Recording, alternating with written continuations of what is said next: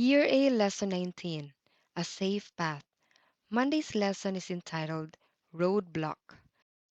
Memory Verse, Psalm chapter 27 verse 1. The Lord is my light and my salvation. Whom shall I fear? The Lord is the strength of my life. Of whom shall I be afraid? Our Bible references are found in Exodus chapter 13 verse 1 to chapter 14 verse 5. The Israelites left Goshen with a tall, beautiful cloud guiding them. After sunrise and when they became hot, that cloud would spread out like a huge umbrella over them, and they walked in its shade. At night, it was like a fire to provide light. Who was in that cloud? Exodus chapter 13, verses 21 and 22. And the Lord went before them by day in a pillar of a cloud to lead them the way, and by night in a pillar of fire to give them light, to go by day and night.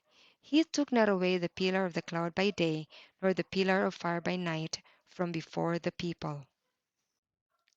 Psalm chapter 105, verse 39. He spread a cloud for a covering, and fire to give light in the night. God wasn't leading them by the shortest way to Canaan, because that would have taken them through Philistine country.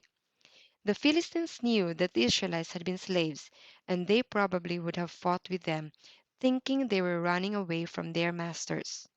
The Israelites were not yet prepared for war, and they would have been terrified. God told Moses to lead the people through a rocky passage to the edge of the Red Sea and camp there. He told him that Pharaoh would follow them, planning to capture them and drive them back to be his slaves again. But God also said that He would deliver them by a most amazing miracle that they, as well as all the nations around them, would never forget.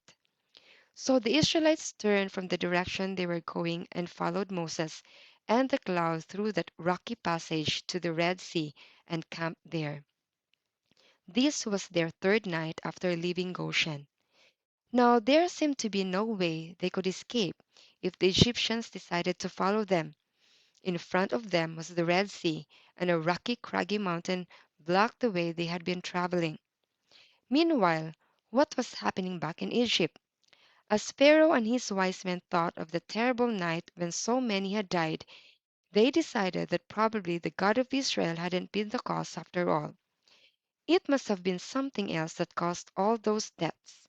Now, they were sure they had been foolish to let all their slaves go free. What would they do without them? What would other nations think when they found out what had happened? Exodus chapter 14, verse 5. And it was told the king of Egypt that the people fled, and the heart of Pharaoh and of his servants was turned against the people, and they said, Why have we done this, that we have let Israel go from serving us? Let's apply it. Was Pharaoh truly sorry or repentant?